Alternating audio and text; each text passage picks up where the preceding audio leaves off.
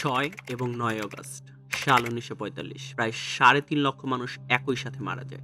জি, আমি পারমাণবিক বোমা নিয়ে কথা বলতেছি। অনেকেরই হয়তোবা একটি ভুল ধারণা রয়েছে যে পারমাণবিক বোমা হয়তোবা পৃথিবীর সবচেয়ে বেশি শক্তি রিলিজ করে এবং পৃথিবীর সবচেয়ে শক্তিশালী বোমা। তবে ক্যালকুলেশন করলে দেখবেন যে পারমাণবিক বোমার চেয়েও হাইড্রোজেন বোমা বেশি বিস্ফোরিত হয়। কারণ হাইড্রোজেন বোমা নিউক্লিয়ার ফিউশন বিক্রিয়ার মাধ্যমে হয় এবং নিউক্লিয়ার ফিউশন বিক্রিয়ায় ভর এনার্জিতে সবচেয়ে বেশি রিলিজ হয়। অর্থাৎ ভর এনার্জিতে যত বেশি কনভার্ট হবে Einstein equal to MC square সূত্রের মাধ্যমে এনার্জি তত বেশি রিলিজ হবে।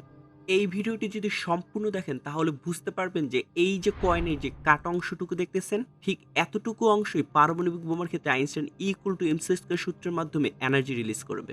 তবে হাইড্রোজেন বোমার ক্ষেত্রে প্রায় ১ কেজি ভর এনার্জিতে রূপান্তরিত হবে। তাহলে বুঝতেই পারতেছেন যে কতটা ভর Einstein equal to MC square সূত্রের মাধ্যমে এনার্জি রিলিজ করবে। আমি মোহাম্মদ ইফতি এবং আপনারা দেখছেন নেচার অ্যান্ড সায়েন্স। পারমাণবিক বিস্ফোরণের জন্য ইউরেনিয়ামের নিউক্লিয়াসকে নিউটন দ্বারা আঘাত করতে হবে। নিউটন দ্বারা আঘাত করলে ইউরেনিয়ামের নিউক্লিয়াস দুটি অংশে বিভক্ত হবে, এক বেরিয়াম এবং আরেক ক্রিপ্টন তৈরি হবে এবং ৩টি নিউট্রন রিলিজ করবে। এবং নিউটন দ্বারা আঘাতের পর ইউরেনিয়ামের মোট ভর এবং বেরিয়াম এবং ক্রিপ্টনের মোট ভরের মধ্যে কিছুটা তারতম্য দেখা যাবে। এই যে এক্সট্রা যে ভরটি রিলিজ করতেছে সেইটাই মূলত ভর এনার্জিতে রূপান্তরিত হবে। আর এই ভরটিকে আইনস্টাইনের ইকুয়াল টু এমসি স্কয়ার সূত্র প্রয়োগ করলে কি পরিমাণের ভর এনার্জিতে রূপান্তরিত হবে তা পাওয়া যাবে। এবং বিক্রিয়াটি ঘটবে একটি নিউট্রন দ্বারা দুটি নিউক্লিয়াস তৈরি হবে এবং ৩টি নিউট্রন রিলিজ হবে এবং পরবর্তীতে এই ৩টি নিউট্রন আরো ৬টি নিউক্লিয়াস তৈরি করবে, অর্থাৎ নিউক্লিয়াসকে ভাঙতে ভাঙতে ছোট করতে থাকবে এবং একসময় দেখা যাবে সম্পূর্ণ ইউরেনিয়াম ভেঙে সম্পূর্ণতে এনার্জিতে রিলিজ হবে এবং যার ফলস্বরূপ দেখা যাবে সাল ১৯৪৫।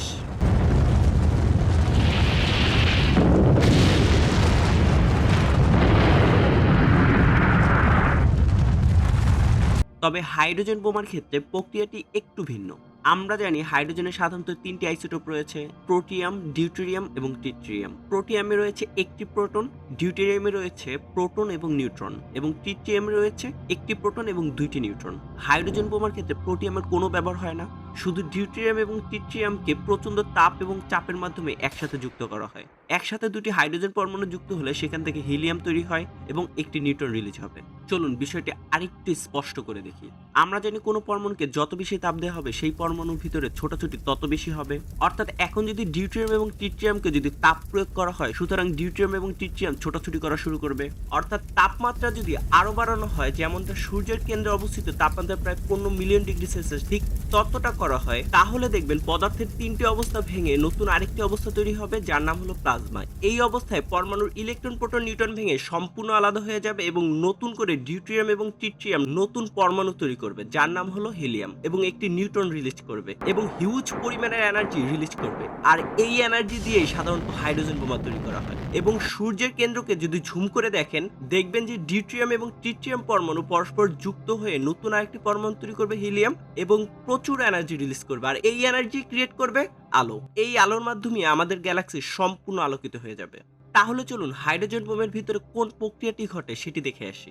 হাইড্রোজেন বোম বিস্ফোরণের জন্য ৩টি বোম বিস্ফোরণ করতে হবে। ১ কেমিক্যাল বোম, ২ ফিউশন বোম অর্থাৎ পারমাণবিক বোম এবং ৩ ফিউশন বোম। মূলত এটিকে বিস্ফোরণ করার জন্য আমরা কেমিক্যাল বোম এবং ফিউশন বোম উভয়কে বিস্ফোরণ করতেছি। এবং হাইড্রোজেন বোমের চারদিকে যে উপাদানগুলো রয়েছে তার মধ্যে এই যে দেয়ালের মতো পাত্তি দেখতেছেন এটি হলো বেরিলিয়াম দ্বারা তৈরি এবং চারদিকে যে সাদা সাদা ফোমগুলো দিয়ে মূলত পারমাণবিক বোম এবং হাইড্রোজেন বোমকে আলাদা করা হয়েছে তার নাম হলো স্টাইরোফোম। এবং চারদিকে যে লাল অংশটুকু দেখতেছেন সেটি মূলত কেমিক্যাল এক্সপ্লোশন ঘটানোর জন্য কেমিক্যাল ফুয়েল ইউজ করা হয়েছে। কালো অংশের চারদিকে বেরিলিয়াম দ্বারা তৈরি একটি মিরর ইউজ করা হয়েছে, অর্থাৎ এই মিররের ভিতরে ফিউশন ফুয়েল আছে অর্থাৎ যা ইউরেনিয়াম দ্বারা তৈরি, যার ব্যাস প্রায় ৪ থেকে ৬ ইঞ্চি। এখন হাইড্রোজেন বোম বিস্ফোরণের জন্য যে টিয়া কালার অংশটুকু দেখতেছেন তা মূলত ফিউশন ফুয়েল অর্থাৎ লিথিয়াম ডিউটারাইড দ্বারা আবদ্ধ এবং কেন্দ্রে রয়েছে প্লুটোনিয়াম সিলিন্ডার এবং চারপাশকে ঘিরে রয়েছে ইউরেনিয়াম। ৩টি বিস্ফোরণের মধ্যে প্রথমে কেমিক্যাল বিস্ফোরণ হবে, যে বিস্ফোরণের ফলে নিউট্রন রিলিজ হবে এবং এই নিউট্রন প্লুটোনিয়াম 239 এবং ইউরেনিয়ামের 235 এর নিউক্লিয়াসকে আঘাত করবে এবং এই আঘাতের ফলস্বরূপ দেখা যাবে চেইন রিঅ্যাকশন। এখন এই ফিউশন এক্সপ্লোশনের ফলে হাই এনার্জি এর গামা রে এবং এক্স রে রিলিজ করবে। এক্স রে এবং গামা রে উভয় ইউরেনিয়ামের প্লেটকে আঘাত করবে অর্থাৎ ভিতরে থাকা লিথিয়াম ডিউট্রাইট পারমাণবিক বিস্ফোরণের ফলে যে নিউট্রন রিলিজ হয়েছে তার সাথে বিক্রিয়া করে হিলিয়াম এবং ট্রিটিয়াম তৈরি করবে এবং পরবর্তীতে এই ট্রিটিয়াম এবং ডিউটেরিয়াম একই সাথে বিক্রিয়া করে হিলিয়াম তৈরি করবে এবং সাথে করে নিউট্রন এবং এনার্জি রিলিজ করবে। লক্ষ্য করলে দেখবেন যে পারমাণবিক বিস্ফোরণের ফলে ইউরেনিয়ামের নিউক্লিয়াস ভেঙে দুটি নিউক্লিয়াস তৈরি করবে, কিন্তু হাইড্রোজেন বোমের ক্ষেত্রে ঠিক তার বিপরীত। হাইড্রোজেন বোমের ক্ষেত্রে দেখা যায় যে দুটি হাইড্রোজেন পরমাণু যুক্ত হয়ে নতুন আরেকটি পরমাণু তৈরি করে যার নাম হলো হিলিয়াম।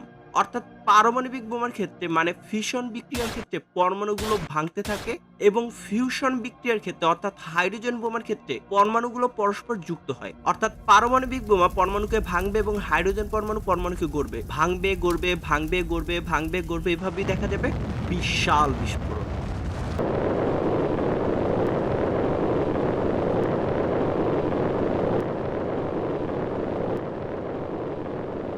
এখন পর্যন্ত প্রমাণস্বরূপ পৃথিবীতে মোট 6টি দেশে হাইড্রোজেন বোমা রয়েছে: China, France, India, Russia, United kingdom এবং ইউএসএ। হাইড্রোজেন বোমা পারমাণবিক বোমার চেয়েও বেশি বিস্ফোরিত হওয়া সত্ত্বেও পারমাণবিক বোমা পৃথিবীর জন্য বেশি ক্ষতিস্বরূপ, কারণ পারমাণবিক বোমা থেকে হাই রেডিয়েশনের এক্স রে রশ্মি এবং গামা রশ্মি রিলিজ করে, কিন্তু হাইড্রোজেন বোমার ক্ষেত্রে এগুলো কিছুই রিলিজ হয় না। আপনারা যদি জানতে চান 9 এর সূত্র ব্যবহার করে কিভাবে পৃথিবী থেকে সূর্যের দূরত্ব নির্ণয় করা যায় অথবা কিভাবে পৃথিবী থেকে চাঁদের দূরত্ব নির্ণয় করা হয়, তাহলে এই ভিডিওটি দেখতে পারেন। প্রকৃতি ও বিজ্ঞান সম্পর্কে যদি আরো জানতে চান তাহলে আমাদের পরিবারের সাথে যুক্ত থাকতে পারেন। ধন্যবাদ।